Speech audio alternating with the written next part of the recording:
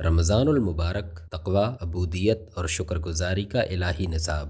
اے ایمان والو، تم پر روزے فرض کر دیے گئے ہیں جس طرح تم سے پہلے انبیاء کے پیرووں پر فرض کیے گئے تھے۔ اس سے توقع ہے کہ تم میں تقوی کی صفت پیدا ہوگی۔ رمضان کے روزے ہجرت کے 18 مہینے بعد فرض ہوئے۔ تحویل قبلہ کا حکم اس سے کوئی 1.5-2 ماہ پہلے آیا تھا۔ رمضان کے روزوں کی فرضیت قرآن مجید، احادیث اور اجماع امت تینوں سے ثابت ہے۔ محولہ بالا آیت میں رمضان کے روزوں کے متعلق حکم دیتے ہوئے کتب علیکم الصیام کے الفاظ استعمال کیے گئے ہیں، اور کتبہ کا لفظ فرضیت کے لیے استعمال ہوتا ہے۔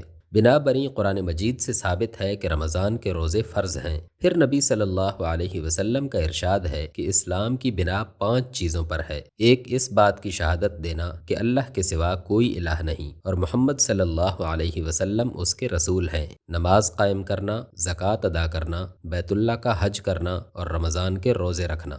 اس حدیث سے معلوم ہوا کہ روزہ فرض ہی نہیں بلکہ رکن اسلام ہے۔ اسلام کے اکثر احکام کی طرح روزے کی فرضیت بھی بتدریج عائد کی گئی ہے۔ نبی صلی اللہ علیہ وسلم نے ابتدا میں مسلمانوں کو صرف ہر مہینے 3 دن کے روزے رکھنے کی ہدایت فرمائی تھی، مگر یہ روزے فرض نہ تھے۔ پھر 2 ہجری میں رمضان کے روزوں کا یہ حکم قرآن میں نازل ہوا، مگر اس میں اتنی رعایت رکھی گئی کہ جو لوگ روزے کو برداشت کرنے کی طاقت رکھتے ہوں اور پھر بھی روزہ نہ رکھیں، وہ ہر روزے کے بدلے ایک مسکین کو کھانا کھلا دیا کریں۔ بعد میں دوسرا حکم نازل ہوا اور یہ عام رعایت منسوخ کر دی گئی، لیکن مریض اور مسافر اور حاملہ یا دودھ پلانے والی عورت اور ایسے بوڑھے لوگوں کے لیے جن میں روزے کی طاقت نہ ہو، اس رعایت کو بدستور باقی رہنے دیا گیا۔ سورہ بقرہ ہی میں آگے چل کر روزوں کا ایک مقصد یہ بیان ہوا ہے، اور جس ہدایت سے اللہ نے تمہیں سرفراز فرمایا ہے اس پر اللہ کی کبریائی کا اظہار و اعتراف کرو اور شکر گزار بنو۔ معلوم ہوا کہ رمضان کے روزوں کو صرف عبادت اور صرف تقوی کی تربیت ہی قرار نہیں دیا گیا ہے،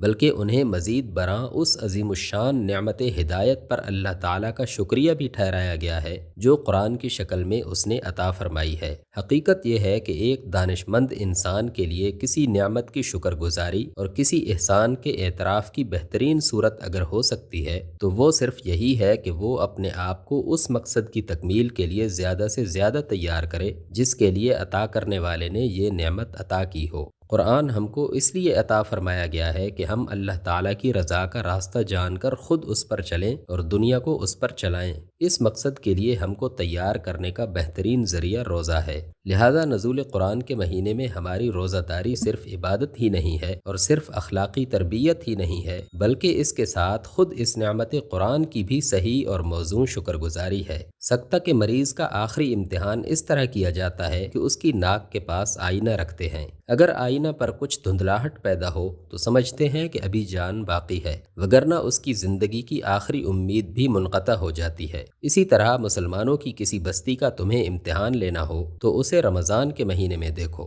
اگر اس مہینے میں اس کے اندر کچھ تقوی، کچھ خوف خدا، کچھ نیکی کے ابھار کا جذبہ نظر آئے تو سمجھو ابھی زندہ ہے، اور اگر اس مہینے میں نیکی کا بازار سرد ہو، فسق و فجور کے آثار نمایاں ہوں اور اسلامی حس مردہ نظر آئے تو انا للہ و انا الیہ راجعون پڑھ لو۔ اس کے بعد زندگی کا کوئی سانس مسلمان کے لیے مقدر نہیں ہے۔